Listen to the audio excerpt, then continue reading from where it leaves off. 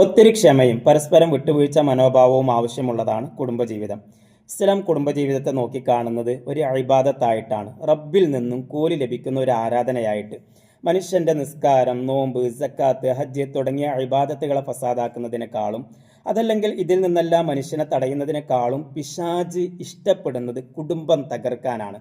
ഭാര്യ ഭർത്താക്കന്മാരുടെ മനസ്സിൽ സംശയത്തിന്റെ വിത്ത് പാകി അവർക്കിടയിൽ തെറ്റിദ്ധാരണകൾ ഉണ്ടാക്കി പരസ്പരം അവരെ വേർപിരിക്കാനാണ് പിശാചിനിഷ്ടം.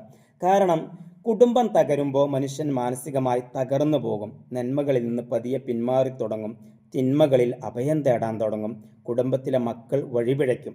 ഇങ്ങനെ ഒരു മനുഷ്യന്റെ ദുനിയാവും ആഖിറവും നഷ്ടപ്പെടാൻ, തകരാൻ കുടുംബം തകരുന്നത് കാരണമാകും. ഇതുകൊണ്ടാണ് ഇസ്ലാം വളരെ ഗൗരവത്തോടുകൂടെ കുടുംബ ബന്ധത്തെ സൂക്ഷിക്കാൻ മനുഷ്യനോട് ആവശ്യപ്പെടുന്നത്.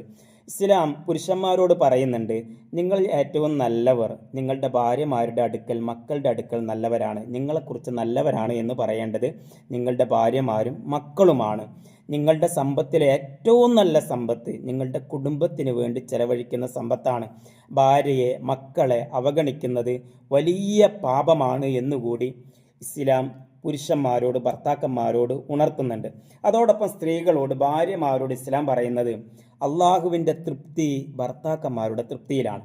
അതുകൊണ്ട് ഭർത്താക്കന്മാരെ നിങ്ങൾ വേദനിപ്പിക്കരുത്, അവരെ വിഷമിപ്പിക്കരുത്, അവരെ മാക്സിമം തൃപ്തിപ്പെടുത്താനും സന്തോഷിപ്പിക്കാനും നിങ്ങൾ ശ്രമിക്കണേ എന്നുകൂടി ഇസ്ലാം ഉണർത്തുന്നുണ്ട്. അതോടൊപ്പം ഇസ്ലാം വളരെ പ്രധാനമായി എടുത്തു പറയുന്നൊരു കാര്യമാണ്, ഹലാലായ കാര്യങ്ങളിൽ റബ്ബിന് ഏറ്റവും വെറുപ്പുള്ള കാര്യമാണ് ത്വലാഖ്, പരസ്പരം ഭാര്യ ഭർത്താക്കന്മാർ ബന്ധം വേർപിരിയുന്നത് എന്നുള്ളത്.